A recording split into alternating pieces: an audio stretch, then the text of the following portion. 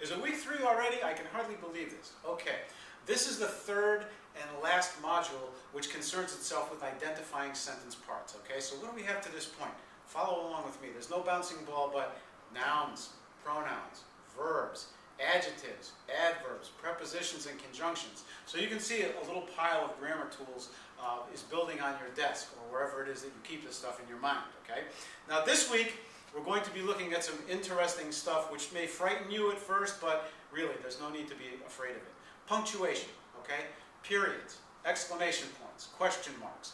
My favorite, the semicolon. I'm not even sure how to do that, but anyway, and the colon, okay? These punctuation marks can help you to make your sentences more interesting, especially semicolon and colon. You could actually combine shorter sentences to make longer, more interesting sentences. Whenever you see a question mark, it generally denotes a question, but some sentences are worded like a question but actually end in a period. Those you need to look for in their very special cases. Okay? Prepositions, again, they show, we covered those last week. Capitalization, if you remember from the first sentence that we outlined on the board, capitalization, proper nouns are always capitalized, like my name, Kevin, or any instructor's name, your name, for instance. Word choice. We're going to cover word choice, okay? That basically is going to make you stop and say, what word would sound best here in this sentence? Do I need another noun? Do I need an adjective? Do I need an adverb, a pronoun, etc.? Okay? We're also going to get into commonly confused words. I don't want to give too much away about that, but when you see how the textbook outlines commonly confused words, you'll know exactly what we're talking about. And then we're going to get into spelling. Okay? Spelling is one of those things where if you look at a word on a page and it looks correct, it probably isn't for some reason. Okay? I before E except after C or sounding like A in neighbor and way. All those crazy rules that you may or may not have been exposed to when you were growing up or coming up through grammar school, or if you're from another country you might not have learned at all. Throw them out the window. Okay? Basically, with the tools we have these days, spell check, grammar check, while those are terrific tools to use, remember one thing.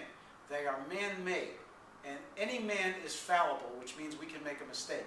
So never rely 100% on spell or grammar check. If you have another person available, ask them to proofread something for you. If you read your work out loud, many times you might hear a mistake as opposed to seeing it, because as you are a writer, you're too close to it.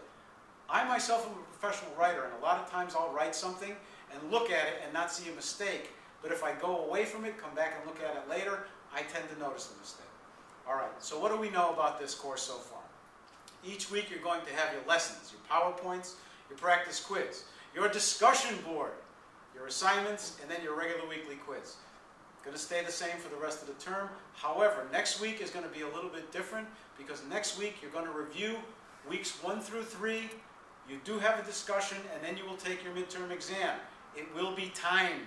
So remember, as soon as the module opens, remember how much time you have because you'll only be able to take it in one sitting. All right, that's week 3. Get to it.